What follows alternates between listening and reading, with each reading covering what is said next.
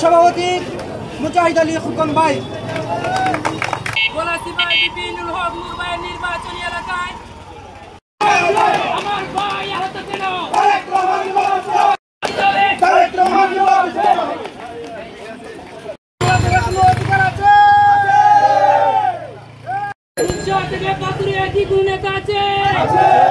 গণ অধিকার পরিষদের কেন্দ্রীয় লিডার এবং কেন্দ্রীয় সভাপতি নুরুল হক নূর ভাইয়ের উপরে অতর্কিতভাবে হামলা করেছে এবং অবরুদ্ধ করে রেখেছিল।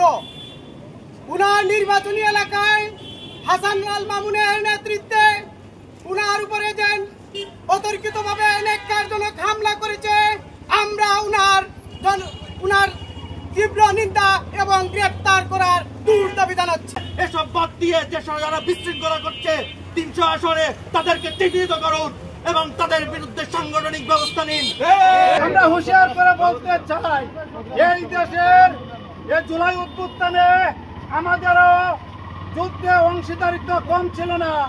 নূর ভাইয়ের যে গণজোয়ার উঠেছে তাকে সহ্য করতে না পেরে বিএনপির আব্দুল্লাহ আল মামুন তার যন্ত্রণা সহ্য করতে না পারে বিপিনুল হক নূর ভাইয়ের উপর যে হামলা চালিয়েছে তার তীব্র অনুমান করা হয়েছে।